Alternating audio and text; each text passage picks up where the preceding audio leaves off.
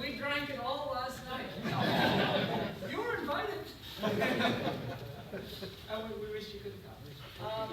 So I won't steal the fire of our esteemed panel, who have wonderful things to say about Stu.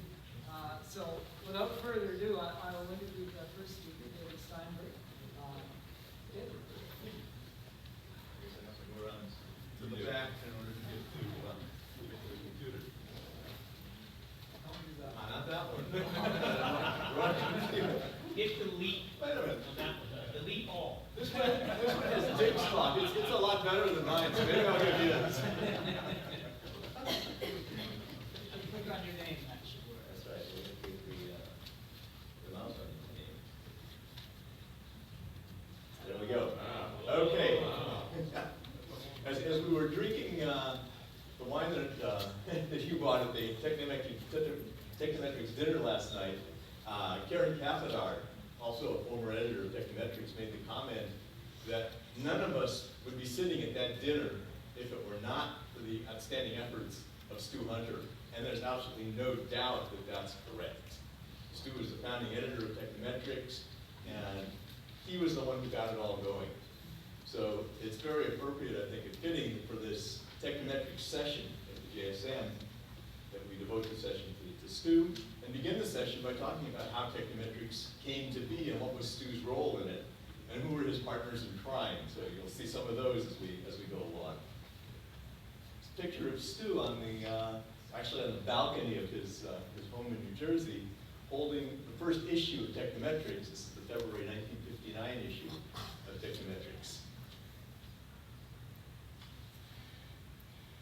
To go back to how Technometrics came to be, we have to dial ourselves back about 60 years to the statistics world of the 1950s.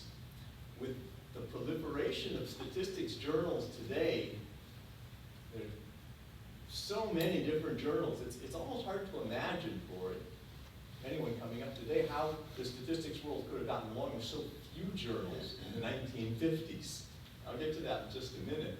And why, on the one hand, a particular community within the statistics world felt that a journal devoted to statistics in the physical and engineering sciences that focused on industrial statistics was a necessary vehicle in order to move the profession forward and to move that part of the profession forward. And also why some others in the statistical profession found that to be potentially a dangerous thing and something that should be done only with caution. So we'll get to all that. So what was going on in the world of industrial and engineering statistics about 60 years ago? Well, some of this, of course, grows out of about 70 years ago during World War II. There were a number of interesting developments that came out of World War II statistics that had immediate consequences for industrial and engineering statistics, efforts that were made in order to improve the war production effort, sequential testing, Dorfman's idea of group testing developed during the Second World War, the application of quality control to military production. On the experimental design side, the work of Plackett and Berman on multi-factor orthogonal arrays. All of this coming out of World War II. And in the years following that, there were a number of interesting developments related to industrial and engineering statistics. The American Society for Quality Control, we think of organizations like the ASA. The ASA, of course, is quite an old organization, 150 years now. The American Society for Quality Control is a very young organization. It was founded only in 1946. And this is George Edwards of Bell Labs, who was the first president of the American Society for Quality Control. An important division within ASQC, in terms of the founding of Technometrics, was the chemical division. The chemical division had a lot of interplay with the use of statistics within ASQC, and that division was founded in 1952. The statistics division in ASQC wasn't founded until much later. The section on physical and engineering sciences of the American Statistical Association came to be in 1953, and here's its first chair, John Tooth. The Gordon Research Conference was a major player in the discussions among statisticians who were interested in applications in industry and engineering and physical sciences. And it's a shot at the New Hampton School, where for many years that conference was held. Many of us have fond memories of the comfortable beds and the air-conditioned rooms. And some of the innovations, the research innovations that came about in the 1950s, perhaps one of the most important in terms of the development of technometrics was the work of George Box. His path-breaking paper on response surface methodology with Aviv was published in 1951 in Journal of the Royal Statistical Society, Series B. JSM charts, which was developed basically in parallel by Page in the US and by Stuart in the UK. And there was interesting work going on in reliability and life testing. Give a good paper by Tevskin and so forth. Where did people publish these things? What were the main journals in those days? Well, as I said, there weren't very many of them. The American Statistical Association, thinking now how many journals ASA sponsors. In the 1950s, there was one technical journal sponsored by the American Statistical Association. That was JSM, the only one. There's the Annals of Mathematical Statistics, Biometrica, Series B and C of the Royal Statistical Society. Biometrics had only come to be in 1945, so biometrics is a very recent player. For statisticians who were interested in industrial and engineering statistics, industrial quality control was founded by the ASQC. Again, a very young journal was an option. Industrial quality control really focused very much at that time on, industrial quality control, by the way, is the forefather of today's journal of quality technology. It was focused very much in those days on process control. So the sorts of things that were going on in process development, experimentation, and so on, really didn't have a very natural home in those days. And consequently, the great interest in that area, and the people who were interested in that area began talking about perhaps a new venue is needed. And maybe we should get a new journal started. And those discussions really got going at the 1957 Gordon Research Conference. The three individuals who were the primary scoundrels here, right, were George Box, Stu Hunter, and Cuthbert Daniels. They were involved in that 1957 conference, as well as some other people. Following that conference, they were asked to prepare a course on statistical methods for process development by the Chemical Process Division of ASQC. And in the process, and during the course of preparing that short course, they continued this discussion on maybe we need a new journal. And this became a real impetus for getting this going. Here's a picture of the three of them. You can see on the board and back of them, pictures related to some of the work in response service methodology.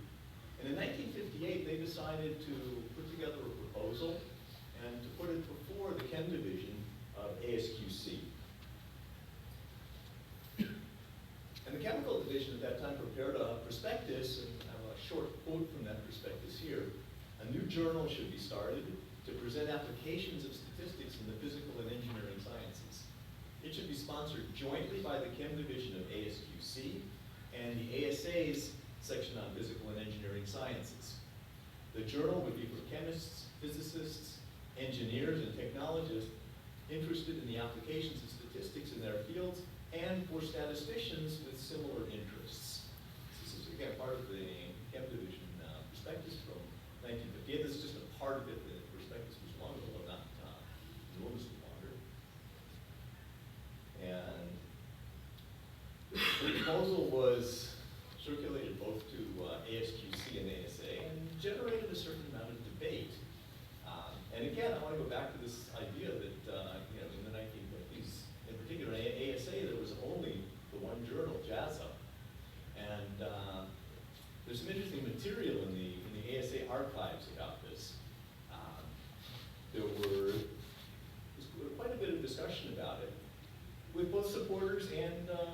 opponents of the idea.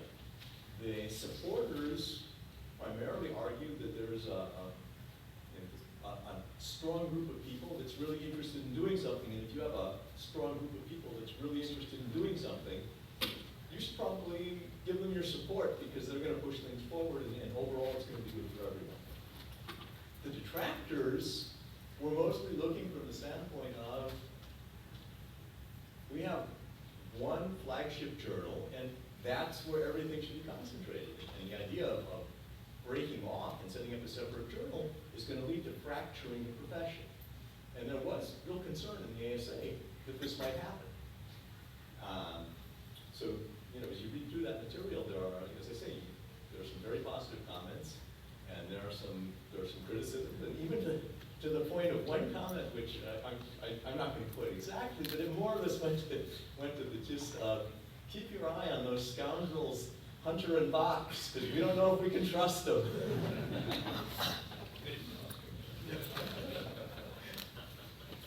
The Chem Division of ASQC approved the proposal in February 1958 and established a subcommittee. There was also a question, of course, of funding and the income that had been produced by these short courses that Stu and George and Cuthbert Daniel had taught for the ASQC Chem Division were used as seed money to get this going in terms of funding. At ASA, I think the two primary people involved in the discussion, leading the discussion, were the president of ASA at the time, Walter Hoerl, a picture of him on the left, receiving at a somewhat later age an award, and Alan Wallace, who was the editor of JASA. Alan Wallace, by the way, was among those who was definitely in favor. So, as the editor of JASA, he saw this as a potentially positive development and was not afraid of this idea of fracturing the profession. And he in particular was one of those who said, if you've got this strong group of people, it's going to be good for all of us if we help them go forward. The funding proposal called for $5,000 from each organization. The ASQ, should be ASQC at that time, later changed it to ASQ, would use, as I said, the income from the short course. The funds for ASA were raised by a short course taught by Stu Hunter, George Box, and Truman Kaler early in 1958. There's actually an interesting story about that short course, which I'm sure Stu remembers. When the short course was advertised, among other things, the brochure for the course noted that the money from the income from that course was going to be used as seed money to get a new journal started, which would focus on statistics in the engineering, physical, and chemical sciences. Well, that was nice, except that the ASA hadn't approved the proposal at that time. And some feathers were definitely ruffled by the fact that here they were going out and raising money for something that was still subject to approval. But nonetheless, the ruffled feathers were more or less soothed, I think primarily by Sam Wilkes. I probably should have put a picture of him in here as well. Sam Wilkes was at Princeton at the time, and was very helpful in calming down the tempest that was formed by the short course. And the short course did raise the $5,000 that were needed in order to get things going. Shortly thereafter, and again, remember this is basically late spring already of 1958, both the ASA and ASQC boards of directors approved a recommendation to co-sponsor the new journal. So here it is, late spring 1958. Remember I told you at the start, the first edition, the first volume came out in February 1959. Many of you who've done any editing and can think of what it's like to start a new journal, and you've got about 7 months to get out your first edition, your first issue. Fortunately, we had Stu Hunter to worry about that. I don't think anyone else could have pulled it off. The final details weren't worked out until October 1958. Meeting between Walter Hoerl from ASA and Eugene Fisher, who at that time was taken over as president of the American Society for Quality Control. And at that point, formally and officially, the journal was up and running. The name Technometrics itself came from R.A. Fisher, none other than.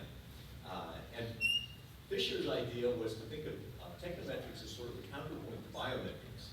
Biometrics is being the journal which was going to talk about the use of statistics and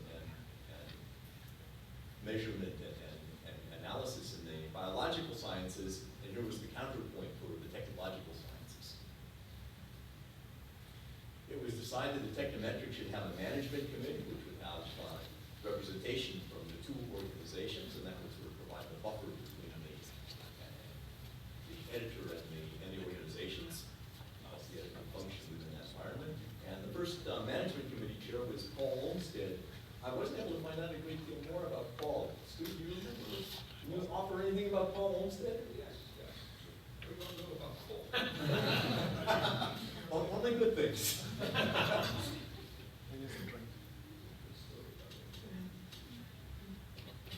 And of course, Stu Hunter was appointed as the first editor of Technometrics and put together an impressive editorial board to assist him. Here's the initial editorial board of Technometrics: George Barnard, Carl Bennett, Cuthbert Daniel, Bessie Day, Robert Haber, Martin Wilk, and Marvin Zellen. Those were the initial associate editors for Technometrics. Stu, George Box, and Cuthbert Daniel wrote a mission statement for the journal, and with some minor modifications. That statement is still the guiding policy for Technometrics today. As I said, the first issue was scheduled for February 1959. Well, imagine what had to be done. Not only did you have to get together the articles for that issue in short order and make sure that they were all high quality, they were all good articles, they had all been carefully proofread and copy edited. You had to make all the arrangements with the printers, all the technical details, all the logistical details, the financial details. And as I said, there was one guy who was up there doing all that, and that was Stu. And I can't imagine the amount of work that went into that. I'm glad that when I took over as editor of the journal, things were already running smoothly, and there was no issues like that had to be taken care of. Here's the inaugural issue itself. These are the articles that came out. Again, if you look at the list of some of the authors, some of the names are perhaps less familiar, but certainly Robert Plackett, R.A. Fisher, mathematical probability in the natural sciences, John Tukey. This is a delightful article I wrote. How many of you read this? Quick, compact, two-sample test to Duckworth specifications. Very entertaining article. An article by Hoerl Davies, who had been from ICI, who had been the chief person who had pushed what were known as big babies and little babies. Otto Dijkstra. And finally, an article by George and Stu on condensed calculations for evolutionary operations. Okay. Excellent volume, and then of course the quality of these articles was all excellent and continued throughout those early issues. And it's crucial if you think about taking over a journal that's already up and running and already has an established name. It's an easy thing to do. But building up a journal from scratch, you really have to hustle to get excellent papers in order to make those first issues really count, make people stand up and notice, and that's what gets a journal established. And again, Stu was the one who did it. It was an immediate success. By the end of 1959, there were 2,000 subscriptions, well above the initial estimates, and it even turned a profit in the first year. Most journals, you don't even think about turning a profit until it's been around a few years. Turned a first year profit of $1,000. Stu was instrumental in launching Technometrics and turning it into a premier statistics journal, and he served as the editor for 5 years, from 1959 through 1963. So, hats off to Stu. And I'm going to end with a limerick. Seems only appropriate for Stu. A journal's first leader can't blunder, must edit with lightning and thunder. Technometrics was blessed when it chose to invest in the best. We salute J. Stuart Hunter.